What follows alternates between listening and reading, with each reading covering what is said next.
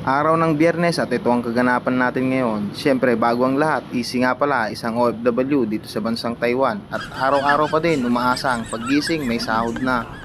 Dito nga pala, late na tayong gumising dahil 5:49 na ng umaga. At napasarap nga ng tulog natin dahil nga yung unang alarm natin ng 5:30, hindi tayo nagising. Kaya tiniklop ko na ang aking kumot at inayos ang aking higaan. Para na din makapag-ayos ng gagamitin natin pagpasok. Panandalian, ito na tayo. Mabilisang ligo lang pala ang ginawa natin dyan. Baka mamaya maiwan tayo ng service at mamasahe pa tayo papuntang company.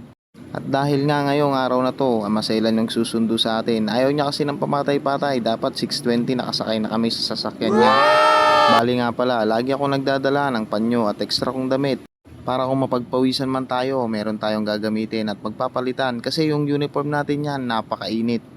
At nung naayos na nga lahat ng dadalhin, andito na nga tayo sa labas at tamang hintay na lang tayo. 6:15 na rin at maya maya andito na rin yung service namin. At habang naghihintay, ito tayo. Patayo lang hanggat dumating yung service namin at sasakay na rin kami dyan at patungong company. Medyo malayo rin kasi yung company pinagtatrabahuan namin at maya maya andito na tayo sa company. At mag-in lang tayo ng 6:31 at magka-clock out naman tayo ng 7:10. At dito nga pala, pauwi na rin kami.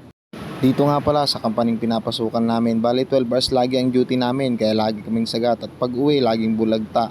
Halos hindi lang din naman nagkakalayo nung nagtatrabaho pa tayo dyan sa Pilipinas.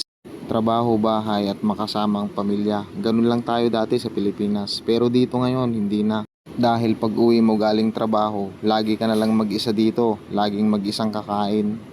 At bilang isang factory worker dito sa bansang Taiwan, ganito na lang lagi umiikot ang mundo namin hanggat matapos ang aming kontrata. Mabilis lang din naman ang panahon at makakapagbakasyon din tayo. Sa ngayon, tiis-tiis muna. At sa ating panandaliang biyahe, andito na nga tayo sa dorm. Dating gawi lang tayo dyan at magbibihis na tayo at maliligo dahil sobrang pawis natin at nangangamoy na tayo. Paano yan guys? Hanggang dito na lang ang ating vlog. Salamat sa pagsama mo. Bye-bye.